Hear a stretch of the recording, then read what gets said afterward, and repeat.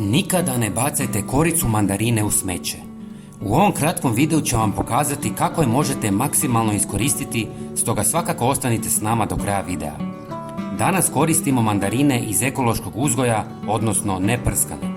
No, ako ih nemate, svakako ih dobro operite. Napunite posudu mlakom vodom i dodajte žlicu sode bikarbone. Sve dobro promiješajte dok se soda potpuno ne rastopi. Dodajte mandarine, operite ih ili ih ostavite par minuta u vodi.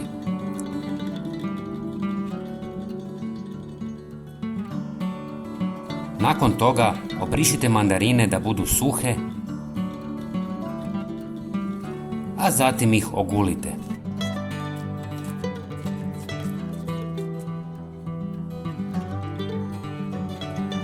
Stavite ih u lonac i prelijte vodom.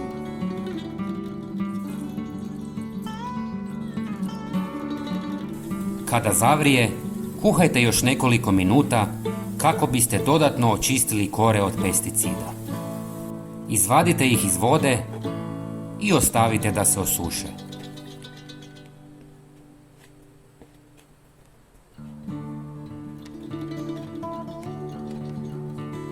Nakon 24 sata na suhom i toplom mjestu, kore će postati tvrde i hrskave.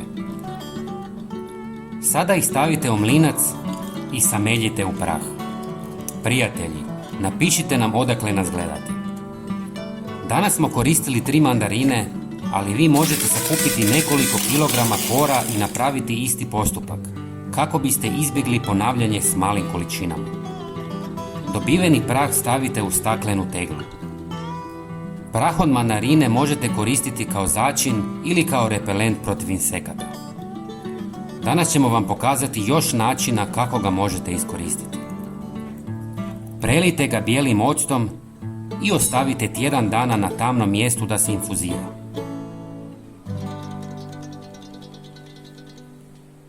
Procijedite kroz gazu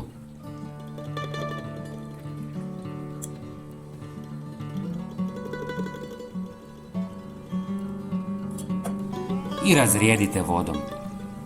Ako želite, dodajte žlicu sode bikarbone.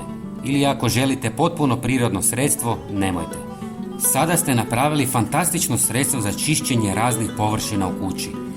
Natočite u prskalicu i spremno je za upotrebu. Svaka očišćena površina bit će dodatno zaštićena od insekata i zračiti će fantastičnim svježim mirisom. Dragi prijatelji, bilo bi nam drago da podijelite ovaj video s prijateljima i pretplatite se na naš kanal. Hvala vam puno. Pozdrav!